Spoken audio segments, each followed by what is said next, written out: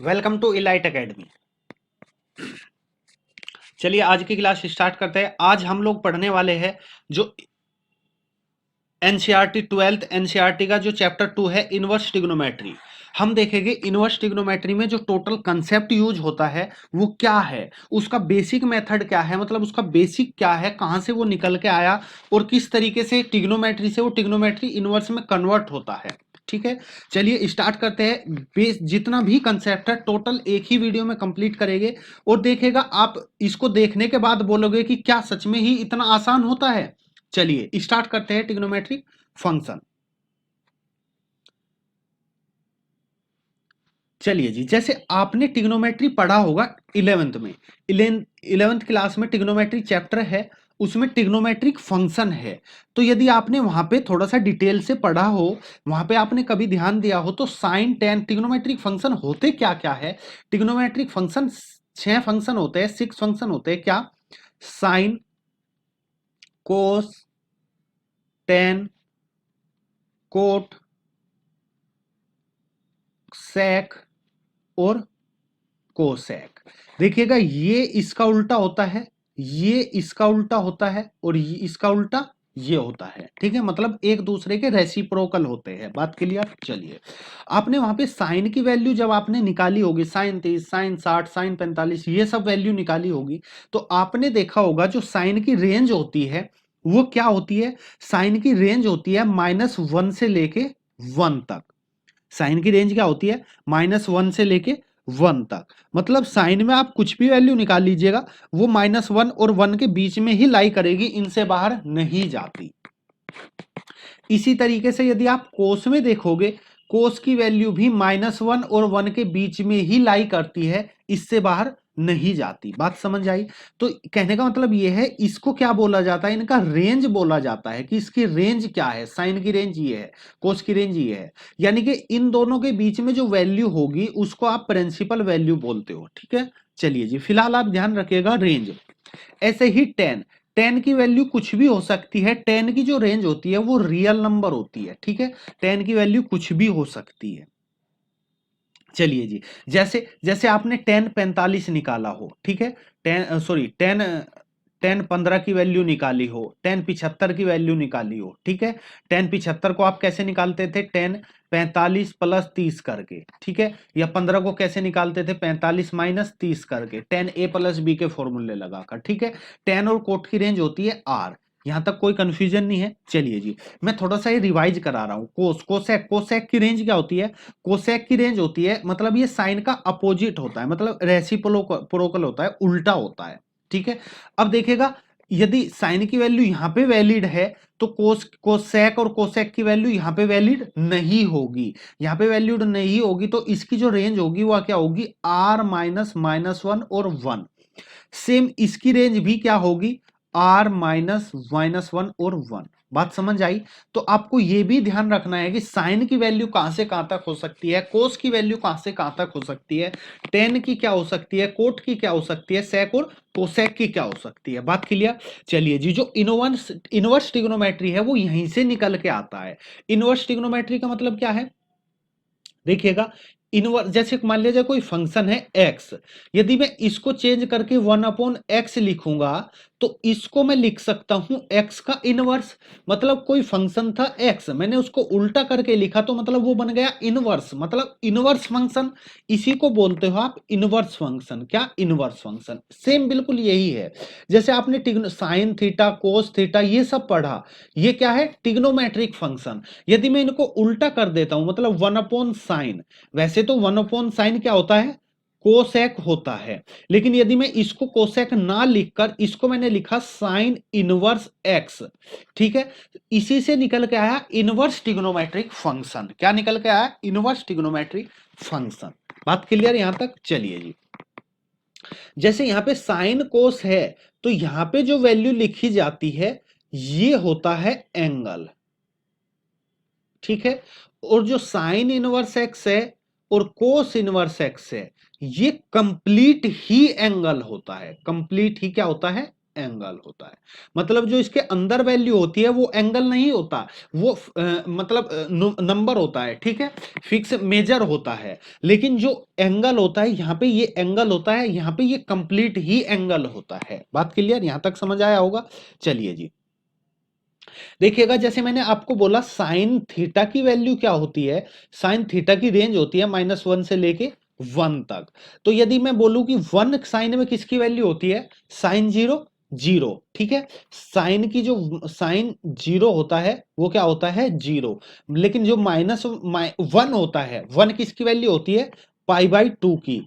तो -1 किसकी होगी, -π/2 की। क्यों, साइन -π/2 इक्वल क्या होता है 0 होता है। बात समझ आई, साइन -π/2 क्या होता है माइनस साइन π/2, और साइन π/2 की वैल्यू 1, मतलब -1, मतलब साइन माइनस थीटा इक्वल क्या होता है माइनस साइन थीटा होता है, ठीक है।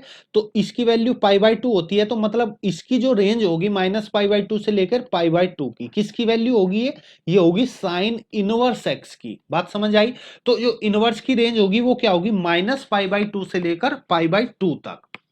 उम्मीद है यहां तक बिल्कुल आपको अच्छे से कंसेप्ट समझ आया होगा। चलिए इसके बाद देखते हैं, यानी कि मैंने आपको साइन इनवर्स एक्स की जो रेंज बताई वो क्या बताई, -π/2 से लेकर π/2 तक। इसी तरह आप कोस थीटा की रेंज निकालोगे तो -1, कोस थीटा की वैल्यू होती है 1 से लेके -1 से लेके 1 के बीच में। लेकिन यदि आप कोस इनवर्स की वैल्यू निकालना चाहोगे, किसकी वैल्यू, कोस इनवर्स की,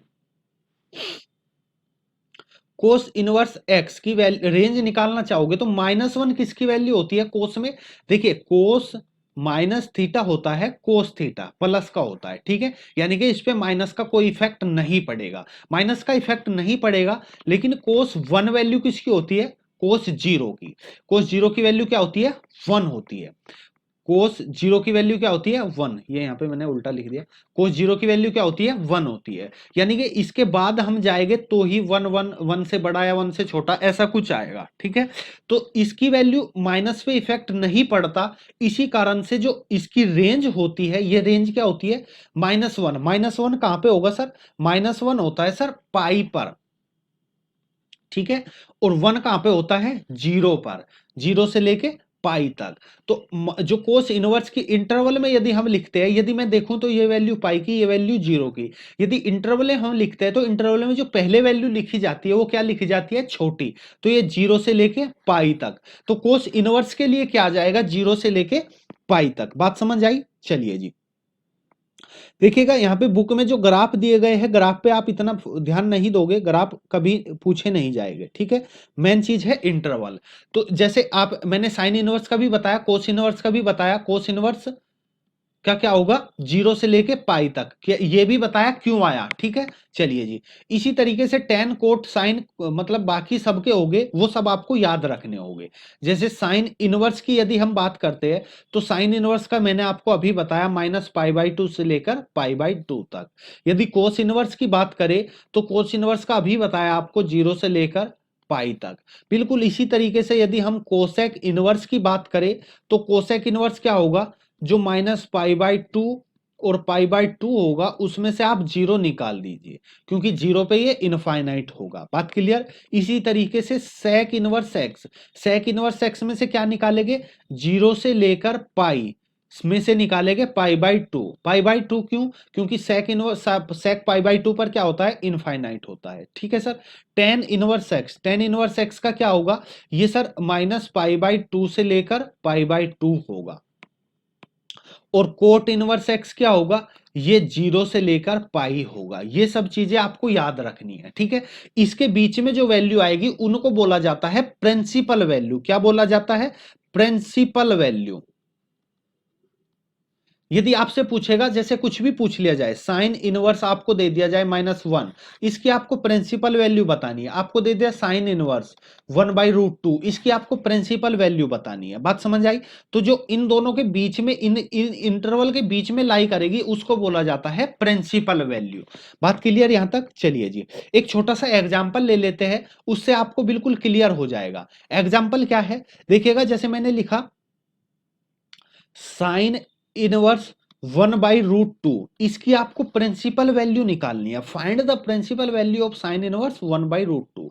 अब सबसे पहले आपको क्या करना है, देखिएगा जो पहले 1/2 की वैल्यू निकालिएगा, साइन में 1/2 किसकी वैल्यू होती है।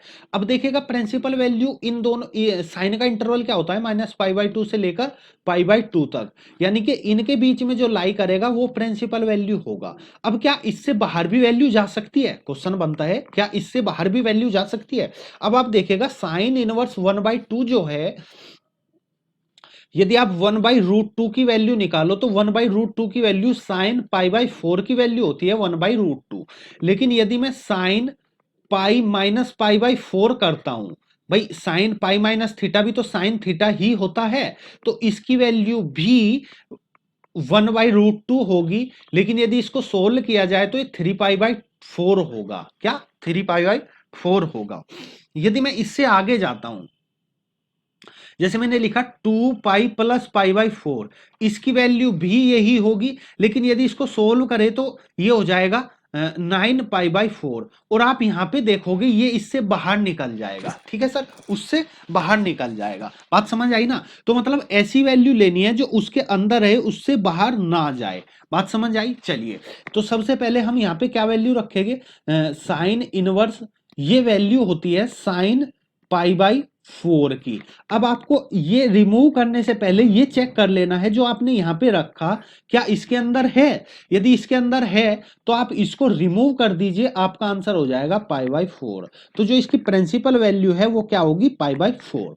बात समझ आई। चलिए जी, यदि इसके बाहर होगी तो वो हमें इसके अंदर लानी पड़ेगी, वो हम आगे सब क्वेश्चन में डिस्कस करेंगे, तब करेंगे। ठीक है, हम यहां पे केवल कंसेप्ट पर ध्यान देंगे।